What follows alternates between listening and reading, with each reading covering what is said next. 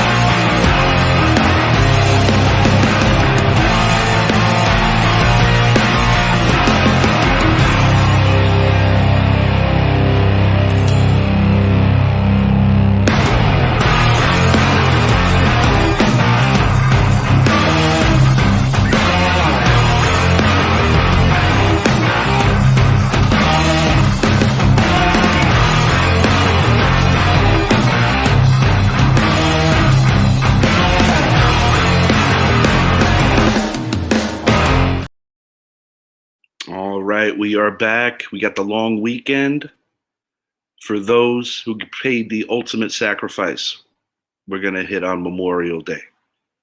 I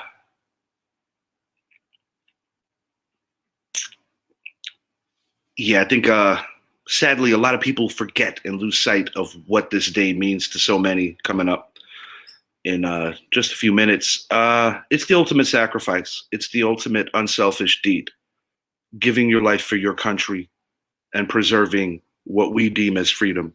And while I'll be the first to admit that this country has a different story from every walk of life, I will humbly say that I am very thankful for my military, and I'm very thankful to be an American.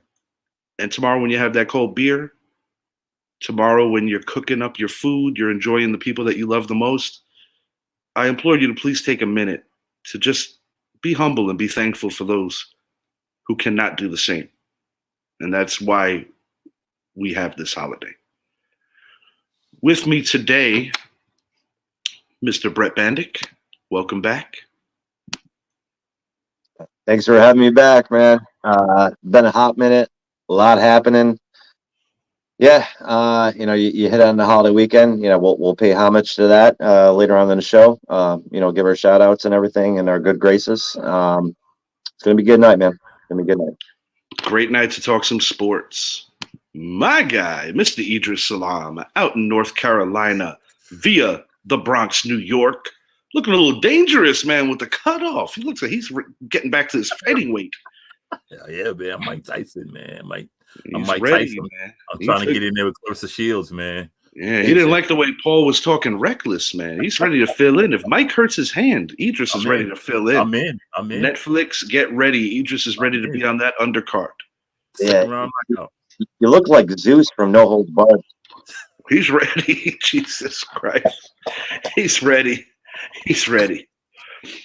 And I'll tell you, And I'll tell you who's ready. How about my New York Rangers? Yeah. Weathering the storm of tilted ice, elite forechecking, and excellent defense, and still managed to take a 2-1 series lead over the defending Eastern Conference champion Florida Panthers in a dramatic 5-4 overtime win.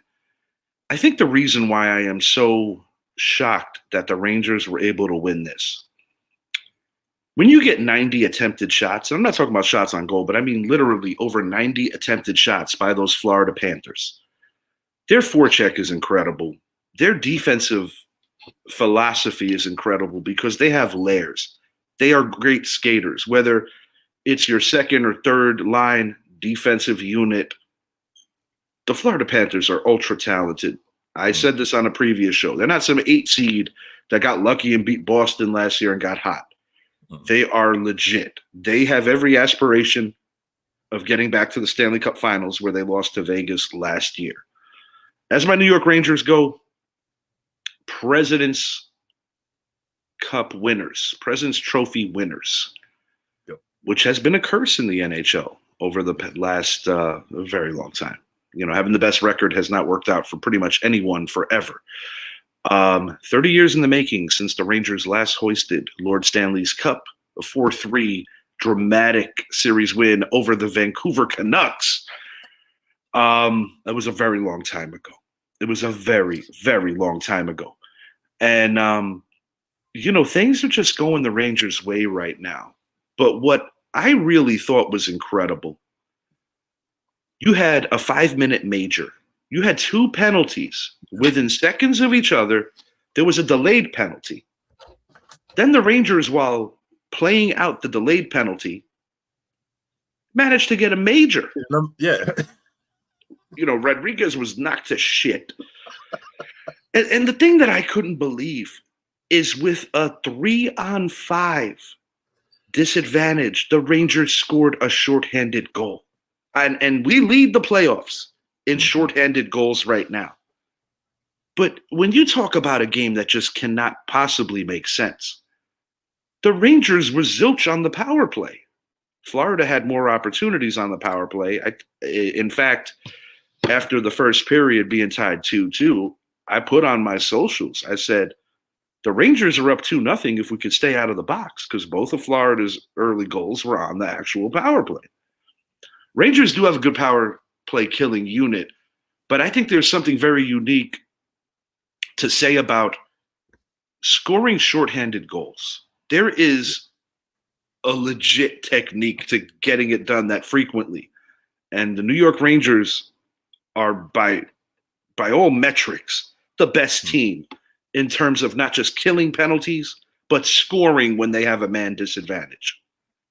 And I just couldn't believe that they took a 4-2 lead while being at a 5-on-3 and then a 5-on-4 man advantage. It was absurd going into the third period.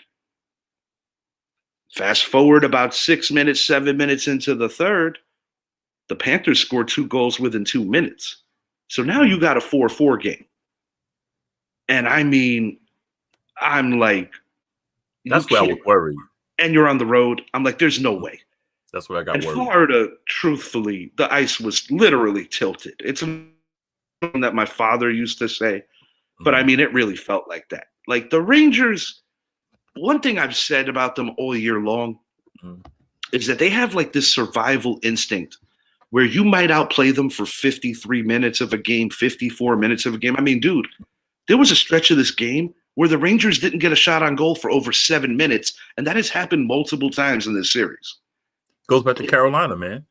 Absolutely. And you know, in this particular series, it is a credit to the Florida Panthers. You got to give them credit for making it that difficult for the Rangers to get out in space, to line up, to get the best shots off. That is a credit to the Panthers. The Panthers are a great team. Yeah. But to survive and to maybe only outplay your opponent for 17 minutes out of a full game, the New York Rangers, they have the best saying, and it's the truth. There is no quit in New York. This team never stops believing in themselves. They never panic when things are not going right. And I said this on, I think it was yesterday, I did a short video. Camera off, I was on the turnpike. I said I wanted to thank the Florida Panthers because I think the Rangers needed to get slapped in the face because Florida was playing at a higher level going back to last year. The Rangers died in round 1 last year. As a matter of fact, I remember doing the show with this dude in window 3. And the Panthers, on the other hand, 8 seed, knocked out not just the number 1 seed, but the greatest regular season hockey team ever in the form of the Boston Bruins. They follow that up by beating the Bruins yet again in another epic 7-game series. But these 94 comparisons are absurd, dude. 7-0 in 94 to start the playoffs. 7-0 this year. Chris Kreider is the last link to a Rangers team that made the Stanley Cup Finals. We lost to the Los Angeles Kings back in 2014. We almost went back to the Cup back-to-back years. I was with friend of the show, Jeff Elder, in St. Petersburg, watching the Rangers put it on the Lightning only to get shut out in the only Game 7 they've ever lost in Madison Square Garden to this day. Could have been 2 in a row that we won and probably would have won that particular year. At least I think so. Yeah. But my God, 30 years. And it's wild, Messier having his position with ESPN, PK Subban, they work well with each other. Great duo. And I am just so very proud of my team. And I'll tell you the God's honest truth. I would have been proud of them if they would have lost because that's the kind of respect I have for these Florida Panthers and what they bring to the table. You know something? It's crazy because at work last night, one of my underchefs was. I have an underchef. He's from New York also. He's from Long Island. He's an Islanders fan, of course. And I got another underchef. He's from Virginia, but he grew up in Louisiana. And he was saying how he said, "Boy, you New Yorkers, you guys." He was saying, "Y'all act like New York is a mentality. It's like your personality." I said, "It is." I said, "We have a thing we call the New York state of mind. We don't let things rattle us. When the things go down, we get louder. We don't quit." I said, "That's why places like, MetLife and go back to Giant Stadium and the Madison Square Garden, no matter how bad those teams were, they sell out every time because we stick with that team. We stick with our team through whatever. It's like having a bad girlfriend that gives you the sex. You want to get rid of her, but the sex is so good, you can't help. You stick with her no matter what, And with this Rangers team, going back to the Carolina game, that might be the best analogy I've heard in a long time. The best analogy you can ever possibly have. That's what I told him. I said, we New Yorkers, it's not bragging, but we got a different type of state. Even up in Boston, they got a different type of state of mind to where we don't let things rattle us that easily. Now, with the Rangers, going back to the Carolina series where they had that 12-minute stretch where they didn't even have a shot on goal. Mm-hmm. And here we are, we're hitting goals being undermanned. You're like, well, okay, what gives here with this team? And that's disturbing because I didn't want to think too much of it when we were doing it against a Washington Capitals team, round 1, who, in my opinion, kind of were sellers at the break and really didn't feel like they were a worthy opponent. And I actually thought that the Capitals played to the best of their ability, although they got swept. I still give them a kudos for being competitive for some of that time. They played tough all 4 games, man. They played very conservative in a way where, particularly Game 1, when the Rangers were rusty, having all that rest. Yeah. But I know sports. He knows sports. You know sports. But it's very rare to hit every freaking series in advance. And I have literally been a whirlwind of just getting it right in the NHL this year. I missed on the Colorado Rockies Dallas game. Mm-hmm. I missed on that one. Mm-hmm. I don't know hockey. You know what I mean? So, I mean, I'm enjoying the conversation you guys are having. And Rich, you hit on a lot of things, the 7 to 12 minutes not scoring, the scoring while they're I'm undermanned. talking about literally getting a shot on goal, dude. Go. That's insane, dude. It's a Like, credit. It's a credit to how good the Panthers are on the forecheck, how good they are defensively. They are a battle-tested team. I believe that I said this series would go 7 when the playoff brackets opened up before even round 1 started. Yeah. I expect a 7-game series for the Rangers. I expect a 7-game series for Zappy's Dallas Stars. And that is my Stanley Cup prediction. It was, you could check it out. It was early. Yeah. That's why when Derek was like getting in my ass about, oh, your Western picks are way off. Nah, bro. I had Dallas in the Avalanche. I mean, the Rangers in the Avalanche because I thought it was going to be the Rangers Avalanche. That would have been fun because our boy out here, Jeff, is a huge Avalanche fan. Yeah. Where the hell is Jeff? That guy would have chimed in on the show in a heartbeat. And I'll tell you where he's at. He's getting no sleep with his newborn. Yeah. Oh man. Yeah. So happy for him. Yeah. I couldn't think of a more deserving family to have that blessing of having a new child. They went through so much, and he's just a great dude, man. I've seen him just evolve into such a great human. Not that he wasn't before, but kids change things. I'm really, really happy for you, Jeff. If you watch this, whenever you do, happy for your wife. I love you, bro. Really do. And in most years, Jeff would really be like off the chain about the Avalanche losing, but because of this great blessing that happened just before the playoffs began, it's more than keeping it in perspective. But before we move it along to the next topic, I just want to say that if I've learned anything about these playoffs is literally expect the unexpected, but I do expect the Florida Panthers to come out swinging in Game 4. Yeah. I would not be the least bit surprised if they win Game 4. This series is going 7. I'm saying it right now. I want to be wrong. I want the Rangers. 6, man. I want the Rangers to end this early.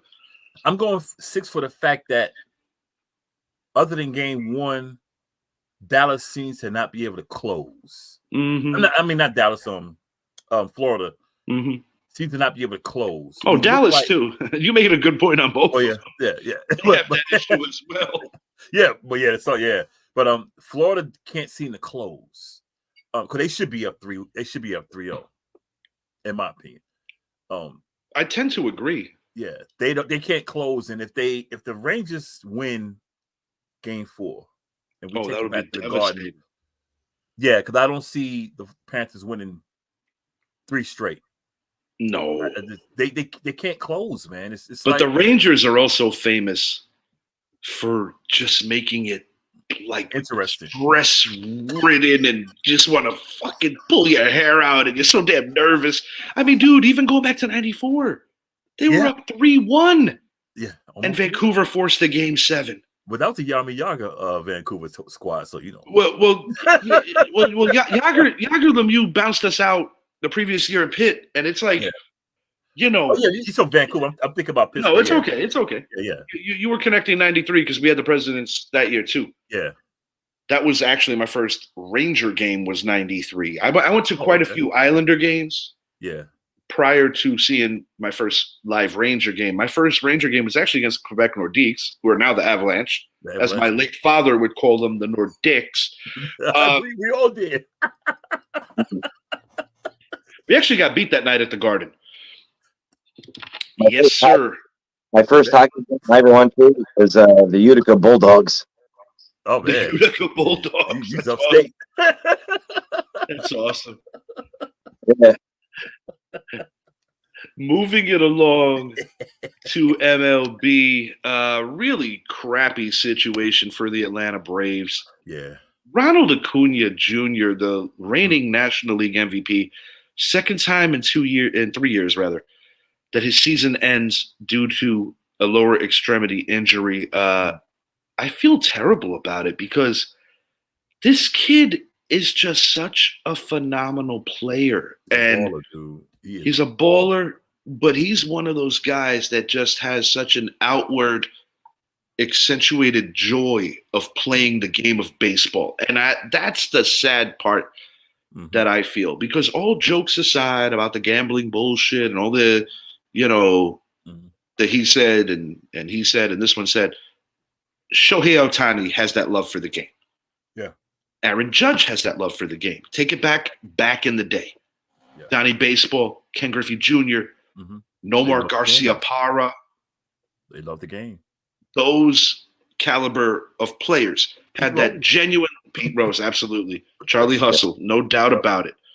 Had that genuine love for the game. So, like, when I see a guy like this that does everything right go down 2 times in 3 years, you worry, because now you're like, damn, man, is he going to be able to really come back again? Right. Like Trout, another guy, just can't stay healthy. And he's still going to go to the Hall, but it's like, damn, man. Yeah. And then, and as far as the here and now goes, the Braves have been a very resilient team over the years. They've won the division. The Phillies have been their Achilles heel, if we're going to go into the last few years. But this particular year, Philly looks like they are on a rampage. Yeah.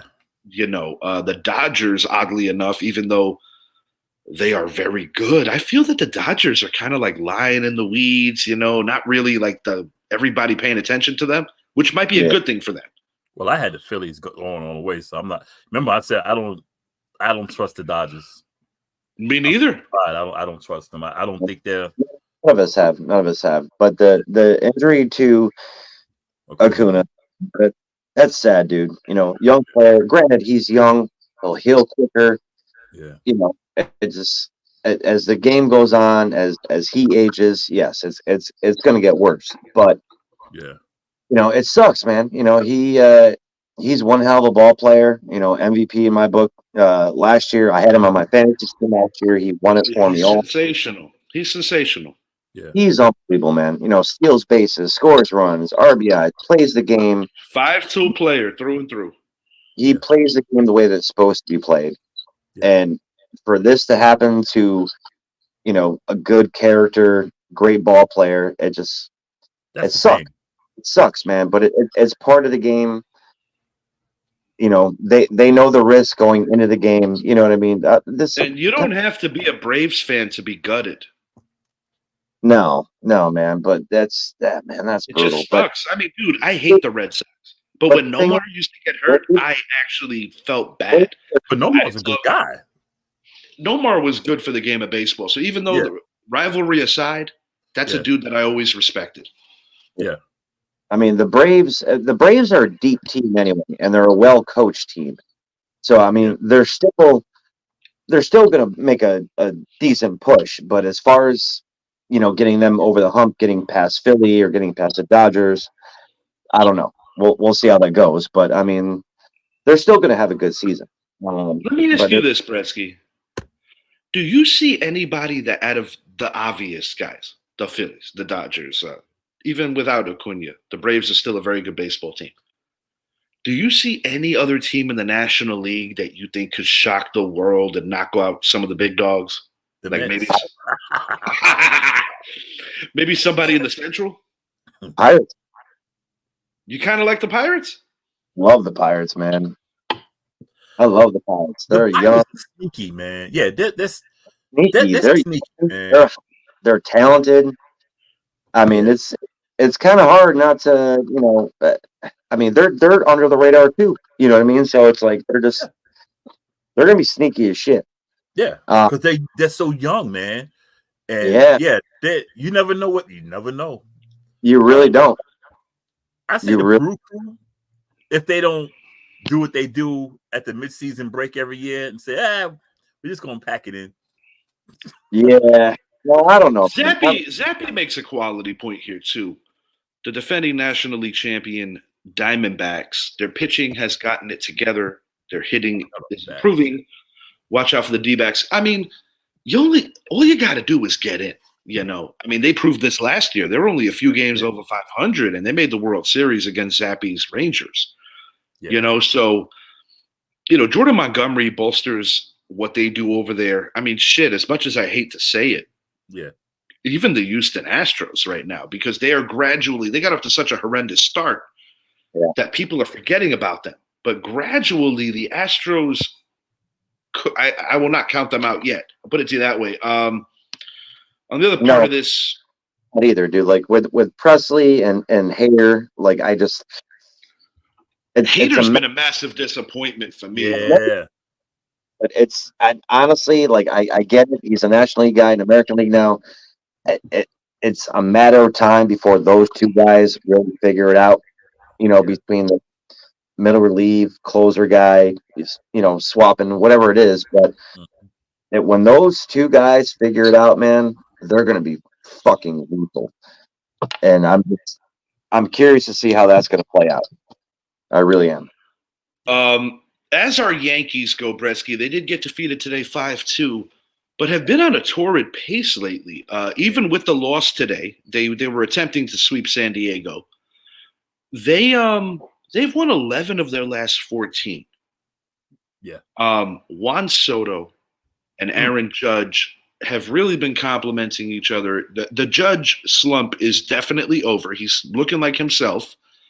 Giancarlo Stanton, in my opinion, is the greatest benefit, the greatest beneficiary, I should say, of those two in the lineup, because in previous years you could pitch to Giancarlo a little different, but now when you're getting stressed out having to deal with Soto and Judge back to back, that makes your life a lot harder. And now even a guy like Rizzo, who's like the ageless wonder, is starting to hit again. Right. Recently, where is he in the lineup lately? What have I personally seen? No, I mean like Juan Carlos. Like, where is he listed in the lineup? Like, is he like a number 7? Is he 8? Where is he? He's not that far down. Depending on matchups, he's 6 or 5. Yeah, I'm gonna say because they've had Verdugo. They've had Verdugo hitting cleanup, Riz hitting 5th, and usually Stanton, if he's penciled in for the day, would be 6.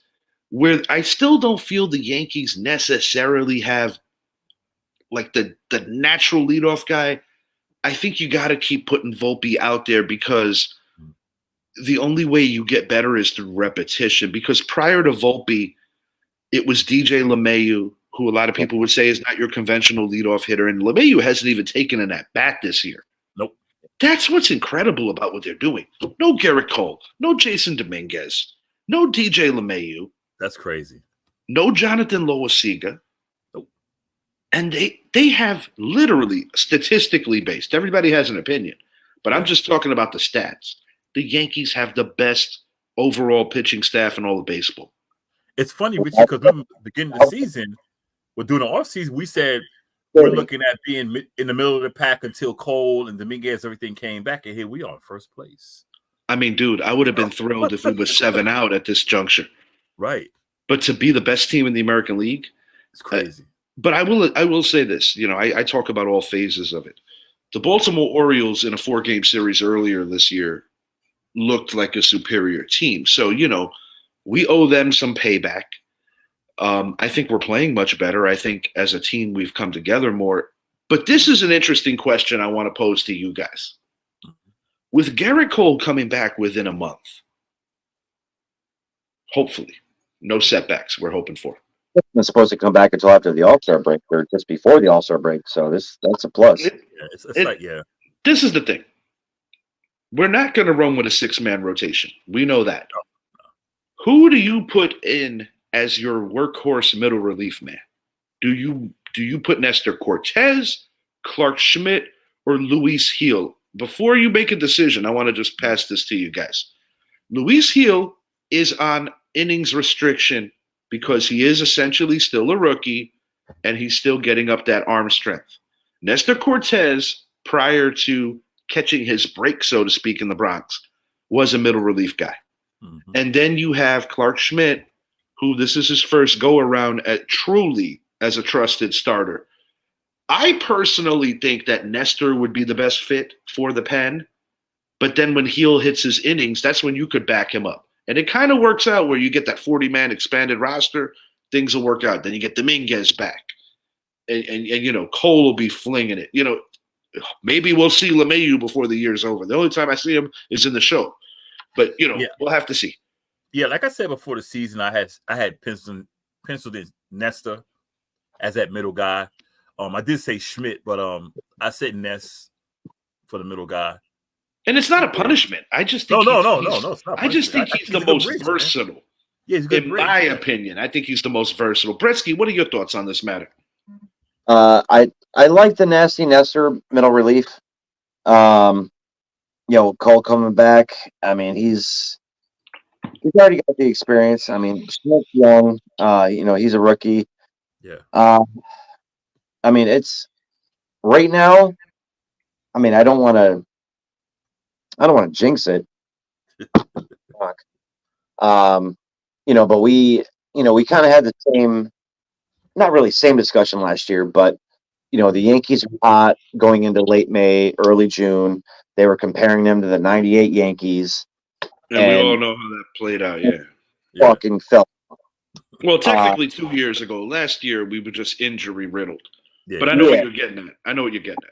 I just don't want to get into that yet. I'd rather just deal with the injuries that we got. But to be fair, when we had that conversation, Juan Soto was not part of this. Right. No. He compensates and alleviates so much friggin' pressure off of everything. Zappy makes a point here, and I'm going to come back to this, but he's talking Yankees here, so I'm going to include Zappy on this here. We'll come back to his central talk. Does the Yankees' big three combine for over 125? I'm assuming the third leg would be Stanton. More importantly, does Judge, who is now projected to hit 51 home runs, continue his hit streak and eventually enter the conversation of breaking his AL MLB single-season record for home runs? I'll answer this quickly. Yes to 125. No to breaking his record. I really think with the wear and tear dog days of summer, I think Aaron Boone's mission is to make sure that these men are ready for the playoffs. Yes, because as Brett likes to say, the boys of summer become the men of fall. Mm-hmm. True. Bretsky, what is your thoughts? Do you think that Judge has an opportunity? I mean, he definitely has an opportunity. Do you think he breaks his previous record? No, he definitely has the opportunity. And it kind of makes it easier on him, especially with Soto and Juan Carlos swinging the bats the way that they're swinging them. I don't think the pressure is on him like it was before. Do I think he's going to aim for that? No, absolutely not.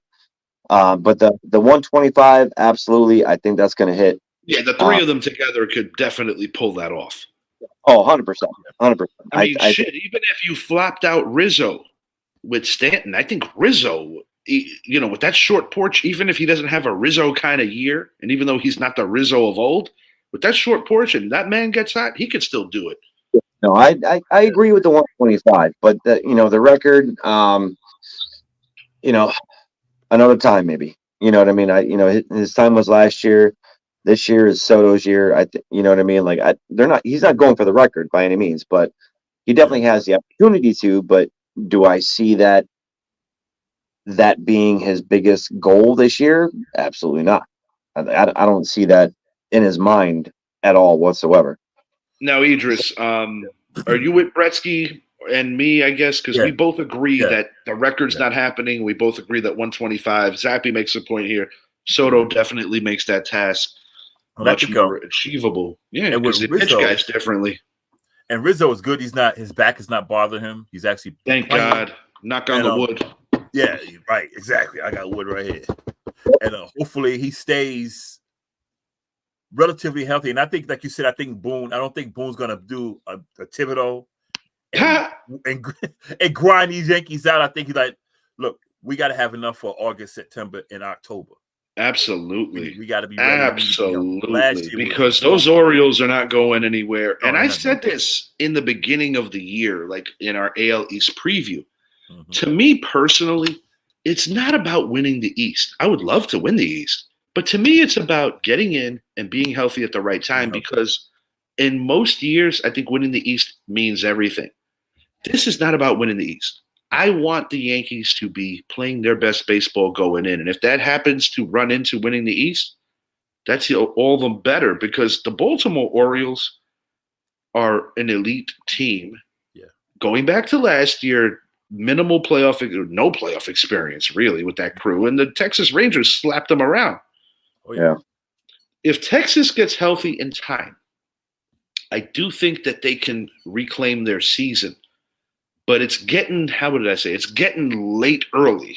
You know what I mean? Because these injuries are really mounting on the defending world champions, but they still have time. That's the beauty of it. Yeah, they still got time. Games, man. With the extra wild cards, if the Rangers, because they have so much damn talent, but the problem with the Rangers is they're missing too many friggin' pitchers, man. Yeah, you got to have pitching. And not just pitchers. You're talking about two guys that are Cooperstown hopefuls. Yeah. Nathan Eovaldi, who's a grizzled veteran. It's just they've been their third baseman is gone for at least another 2 weeks, maybe 3 weeks. Yeah. And Zappy, once again, he knows. The AOS sucks. The A's are still hanging around, for Christ's sakes. Right. They're supposed to be 1 in 100, you know. Yeah. And the Mariners, first place. I mean, I'm surprised with the A's. I really thought the A's were like, we're moving. We don't have. Well, it's a little bit of the division sucking, but it's also a little bit about the fact that the A's are not as shitty as they usually are. Yeah. So it's a little bit of both. The funny, the divisions, yes, are messed up, but if you're playing fantasy baseball, you try to pick up a player. Yeah. It's literally NA, IL. Right. I mean, everybody is hurt. Yeah. Everybody is hurt in the league. Like you can't even pick up you can't pick up a guy. The fact that I'm hanging around in the top 3 in our league and Brett's not far behind me, it's like a miracle with the injuries that me and Brett have right now. Yeah. I had 5 guys on the IL like 3 weeks ago. Yeah, it's rough, dude. It's not easy, and you got to be. And the thing with fantasy baseball that makes it difficult, it's not football. In football, we only got to get ready week to week, and Wednesday's a big day, waiver wire day, and then you get ready for Sunday, last minute additions. You go watch your NFL, pregame shows, whatever your choice is. You got every network available, or you could listen to us. We know what we're talking about. Right. But no, man. Yeah, always live. We're going to be moving it over to the hardwood. Got a couple more comments flying in from Mr. Zappy. Mariners have been given the division on a silver platter, and they just cannot separate. That is a good point. They have not completely taken advantage. Texas will start getting relief soon. They should be able to hang around. Rangers now have AA pitchers. Yeah, he ain't lying. Pretty soon, Zappy's going to try out for them if they get any more injuries. The A's is just 6 games out of first place. Zappy's got a lot to say here. Why doesn't he just come in? I thought he was busy. Yeah, I know, for real. Hey, I'll still take it. He's stirring the pot. He's giving us my mind about 6 comments ago. Our reaction to Game 3 of the Mavs versus the Wolves. This eerily reminds me. I'm going to take it back a minute. 1995, Orlando Magic, Penny Hardaway, Shaquille O'Neal defeat Michael Jordan. Not typical Michael Jordan because he only played 17 regular season games. Yeah, he's coming back.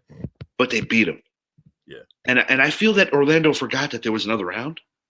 And Hakeem Olajuwon made them look stupid. Yeah. So right now, Kyrie Irving, Luka Doncic, the supporting cast, and yes, J. Kidd, making them look stupid. Anthony Edwards, how dare you ever fucking talk about my GOAT like that?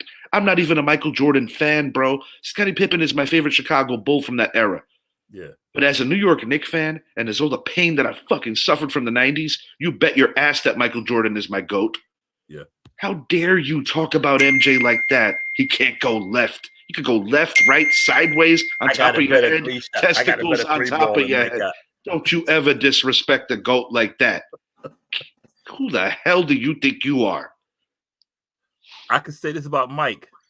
If he was one of the top 3 seeds, you never saw him get down 3-0. Listen, you know LeBron ain't my favorite. Right. But at least I could listen to somebody that wants to argue about LeBron. Yeah. Or if they want to argue with Kobe, or if they want to argue with Jabbar maybe, or Wilt, I'll listen. And I But also Anthony give Edwards LeBron talking that shit. Are you fucking kidding me, and bro? see, I give LeBron credit. You know, me and Zappy were probably the biggest LeBron. I call him LeGloat haters out there. Oh One yeah, that's thing I your gotta uniform. admit, he wouldn't put his name in the same sentence as mine. It's mulching. He wouldn't put his name in the same sentence as Kobe. What an asshole! Yeah. He wouldn't put his name in the same It sentence. is funny though. And, it is funny. Kobe and Jordan. When it comes to, he never made that statement. Jordan can't go left. Blah blah blah blah. Kobe shot too much. Neither one. LeBron never made those statements. Stuff like that. And I like Anthony Edwards, but dude, shut up. But this is the thing: the two most boisterous assholes going into the conference finals. Yeah. One guy's coming up small, and the other guy's hurt after doing this shit. Rocking Tyrese Halliburton. Where are you, bro? Now he's holding his leg like that. Yeah. Yeah.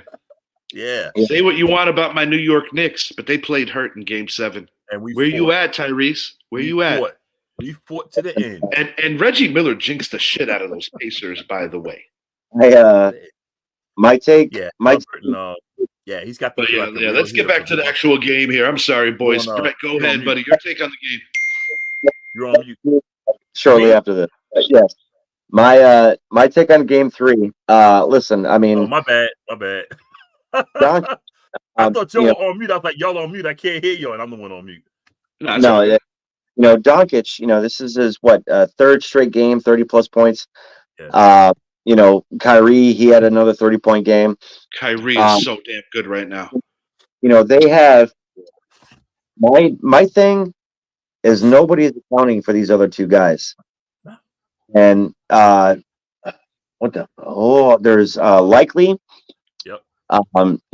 He's having an absolute balling series. Yeah.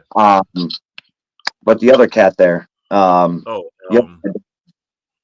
What's his name? I know what he's talking about too. But I'll be honest, Bretsky, I really think that coaching has truly been a big factor here, where Jason Kidd has proven that he's not just some dude that got this gig because he used to be a great friggin' point guard, because we all know that in previous stops, it didn't go his way. What I'm seeing... Go ahead. Go ahead. They're not going his way, though. He's still did a good job. They couldn't deal with him because he was so old school. But yeah. Go ahead. What is the other guy's name that I'm missing? He had a block down the stretch. He had an alley-oop at the end of the game. I know who you're talking about. I can't think of his name. Root? No, not Root. No. Root Baker. I can't remember the guy's name now. But it's okay. It's okay. Yeah. I really can't. Like it's bothering the crap out of me right now. It shouldn't be bothering you, but move it along, because we're not wasting precious seconds on a guy whose name you can't remember. Their defense. Mm-hmm. Where was this in the regular season? It didn't start. Their defense didn't start happening until late in the first round of the playoffs, and now their defense is they're insane right now. The biggest thing that has really shocked me about Dallas, though, you make a good point about the defense. I'm with you on that. But I'm talking about the cold-blooded nature of making so many difficult shots, pressure-packed situations. I mean, dude, just like I said, the Rangers could easily be down 3-0 or at least 2-1. Mm-hmm. You could say the same thing about the Mavericks. Yeah. The Mavericks have put on some serious clutch shoes. They have two closers, a lot of role players, and a great defense. But I must admit this. Luka has taken it to a different level, and Kyrie and Luka, after the first year where a lot of people were questioning, oh shit, they lost Brunson. Yeah. They're not okay. And don't get me wrong, I'm sure that they miss Brunson occasionally. Yeah. The point is that these two men have really meshed. They were doubling Kyrie and Luka all night long, and they still put up over 30+ points. They took their heart on that step back three. Go ahead, Idris. With Kyrie, he's gotten a lot of hell over the years, and a lot of it was, he put on himself. Mm-hmm. But what if this guy, they get to the NBA Finals, they're going to get to the NBA Finals. They sure are. And they win. He beats Boston. Which is a possibility. He beats Boston, the team. A former team. He wins without LeBron. Yes, sir. That will put him like, okay, what has KD done? You know, you say, well, this guy won without LeBron. He won with Luka. Yes, sir. Luka. And Kyrie is a very intelligent man. Never lose sight of that. He is. This is a guy that got penalized off of literally sharing a clip. It wasn't even his own necessary thought. Right. Yeah. You know, it's like the old saying, sticks and stones. And I understand good taste, bad taste, poor taste, middle taste. I'm not saying I would have played it the way Kyrie did. Yeah. And but one thing, But one thing about go ahead. What? No. Let me tell you something. One thing I respect about Kyrie, and it's not about agreeing or not agreeing. That's not what the end game is about with me. I appreciate people that stand up for what they believe in. Yeah. And Kyrie fits the bill in that regard. I'm not going to sit here and tell you that I always agree with Kyrie. I don't always agree with anybody. Dude, You're one of my best friends in life, as is Mr. Salam. I don't always agree with you boys. Right. But why the hell would I want to? You know what I'm saying, though? Yeah. Sure. I respect anyone who stands up for themselves and deserve. And like my thing is like this, right? We got two different point of views. All right, bet. Convince me why I should look at my point of view differently and maybe come off it. That's what makes these kind of conversations excellent. But as far as like Kyrie goes, I've seen an evolution. Let me back that up. We already know what he was capable of. I'm talking about this is like, you know, in Brooklyn with the COVID stuff, you know, the social stuff. Yeah. Opinions galore. The heat with LeBron, back and forth, this and that. Apology. Yeah, fuck you. Apology again. You know, kind of like Kobe and Shaq. Those two loved each other, but they used to let a few words out in the papers. 100%. And I do think there's a love between LeBron and Irving, despite the bullshit. But when Kyrie concentrates on basketball and only basketball, he reminds you about where it was all cultivated and by Coach K and who he is, what he's capable of, and how he's capable of elevating those around him. Because that's what truly makes you – there's a difference between a superstar and then you have that next level of greatness. That's what makes guys like Jordan. Yes, I'm going to say LeBron. He is a prime facilitator. Like him or not, I got to give him some of that. Yeah. Magic Johnson. The players that make those around them better. Kyrie is entering that conversation now. And not that I don't think that he already belonged there. I just think that with all the other stuff, people forgot. It's adding to it. Kyrie, I think the problem with Kyrie in the past was like with LeBron, and I agreed with him when it came to LeBron, because if you look at that Cleveland squad, they say Kyrie wouldn't have won without LeBron coming in. What did Kyrie do before LeBron got there? Kyrie was only there, 2 years? He was a rookie. LeBron, and also, he saved LeBron's ass, but that man averaged 33 points a game during that series against. He most certainly did, and he made some of the biggest dagger shots. What did he say? LeBron, they would not give this man credit. But to be fair, that's why even Pippen was fucking heated. Because while we all know who Michael Jordan is, was, and always will be, do you think it was fair that we had to watch The Last Dance during a country shutdown to be reminded, or maybe for the first time ever realize how fucking good Scottie Pippen guarded Magic Johnson? I think the difference between the two is with Jordan always praised Pippen. Yes, he sir. Always said, I mean, the yes, sir. last chance was what it was, but yes, sir. Ask Jordan, he always prayed. But see, with LeBron and Kyrie, he always said, "Oh, it's my little brother," but he would never say, "This guy, I couldn't have won without this guy." And certain people take that a certain kind of way. I mean, look what it did to Brett and Owen. Right, exactly. And then he went to Boston because he wouldn't lead his own team. Owen beat him at Mania 10. He was like, "You might have won the belt, but I'm a better wrestler." I'm a better wrestler. Jordan said it in Hall of Fame. Yeah. You know, regarding Pippen. Second, the guy's name that I'm missing is Gafford. And I'm so sorry that I don't want to get there, but it's Gafford. He is the unsung hero of this series. And also, if you look at in Cleveland, you can't say it was leadership. That was a crew thing. LeBron and his homies. He brought these guys. And in Boston, they had their own little thing going on. Kyrie was never part of that. He was never embraced by that organization. But if you go to Dallas, you got an owner and Mark Cuban. Absolutely. Who's like, I'm for my players. You know, you got a coach who's a former player I'm for my players. This is what we're gonna do. But he's hard. He's like, yeah, you got a coach who's not even a decade removed from actually being in the battles. We're gonna do it this way. If we do it this way, we're gonna win. They listen. He got Luka, who basically embraced him. Luka's not doing LeBron where it's about me. It's about me. Luka's like, it's about me and this dude right here. No question. And Kyrie's the type of guy. I feel him. He's one of them guys who want to be appreciated. And in Dallas, he's being appreciated. It's like, we know you are part of this team. Without you, we cannot win. But you know something, to be fair, it's almost like you learn a lesson too.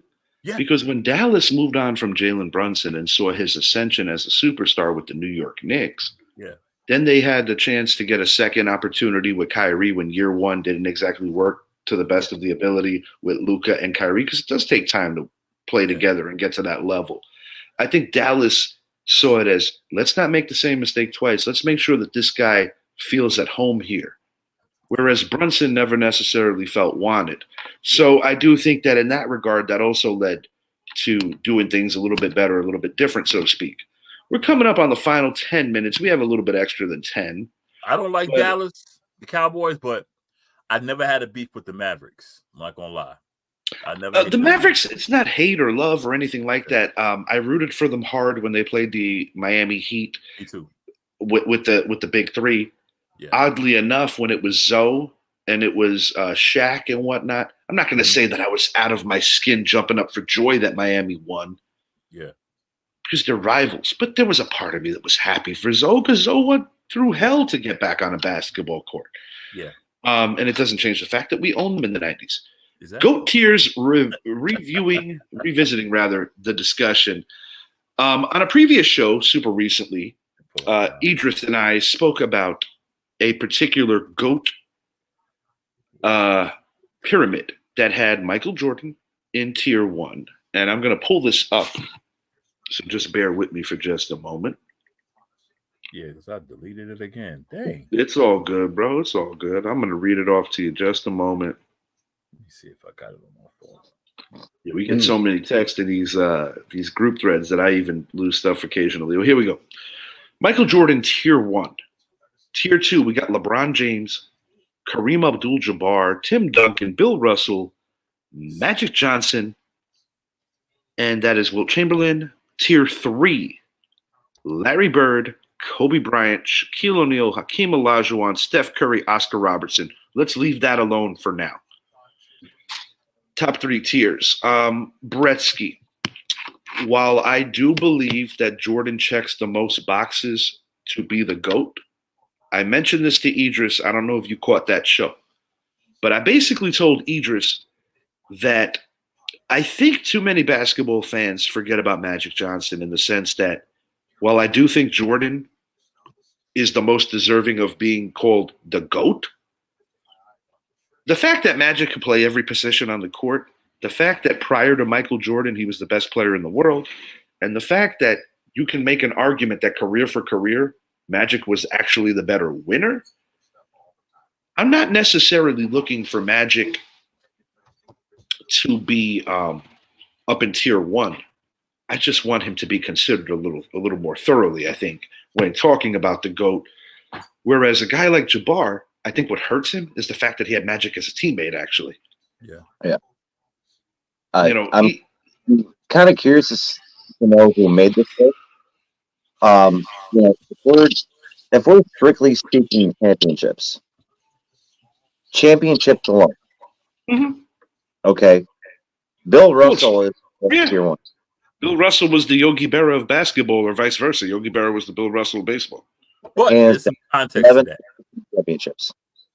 There is some context to that. There is some context to that. Because you can say that with Big Shot Bob or Steve Kerr. However, Big Shot Bob got more rings than Mike. Yeah. The difference is, like, Rob Corey. What did they do to contribute to those. Like Bill Russell, shot blocker. He's a shot blocker. He wasn't a scorer. He wasn't an assist guy. He wasn't a steals guy. To where with Jordan, even though he just got 6, it's what he did in those six championships. No, I also think it's a fair point. That was the game changed and the game evolved. I also think it's a fair point. The reason why Bill Russell cannot be the GOAT, and I have nothing but respect for him, he didn't do it on all sides of it. Michael Jordan was a great scorer in addition to being a top-flight defender, in addition to just having that X factor. I love Bill Russell. I respect Bill Russell. I just don't think Bill Russell is the GOAT. I think he's the greatest winner, but that don't mean he's the GOAT. Jordan actually made those. Look at those. Like we talked about the show. Bill winning team, Purdue. Who else was on that? Oh my God.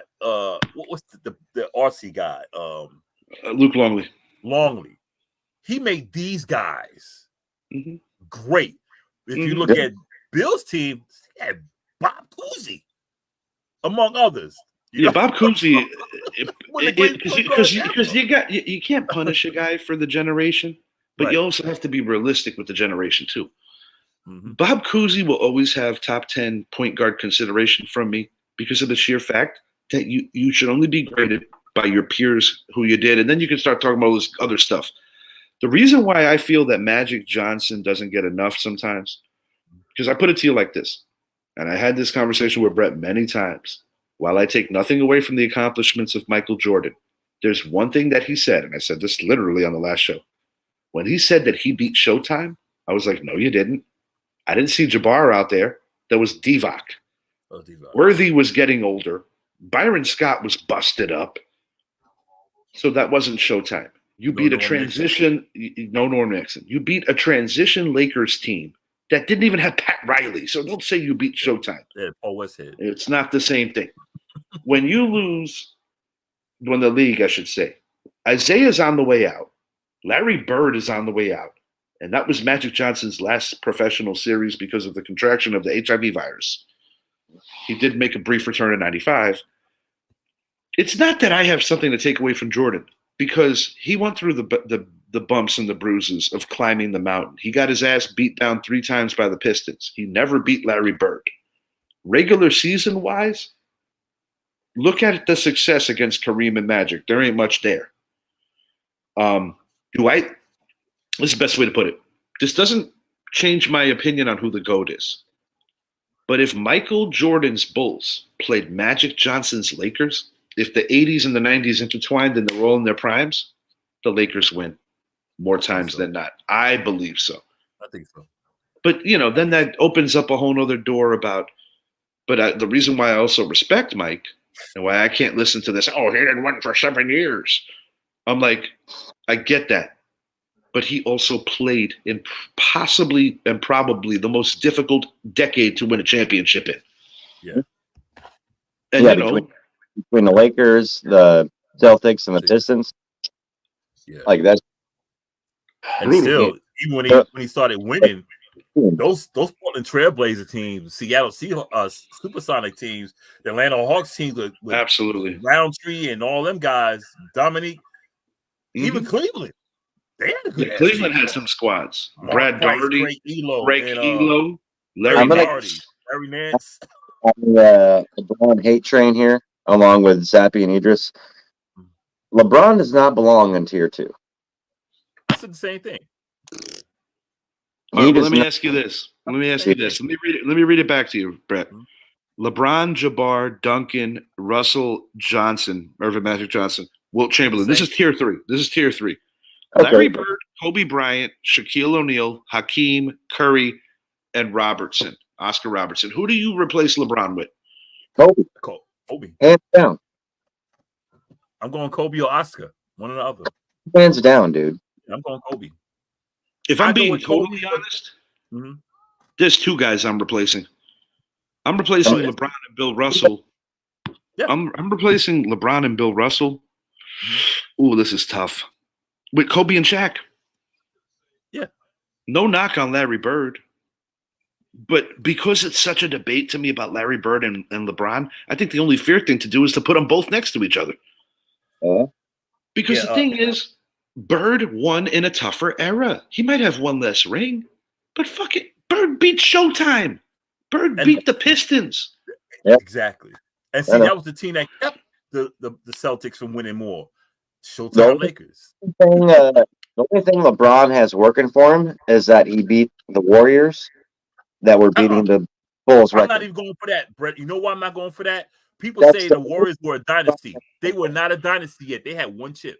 The only true knock that I have on the late, great Kobe Bryant when comparing him directly to LeBron James, and believe me, I like Kobe more than LeBron, is that LeBron was already a bona fide starter playing with grown men at the rookie age, where Kobe had to gradually work his way into a rotation.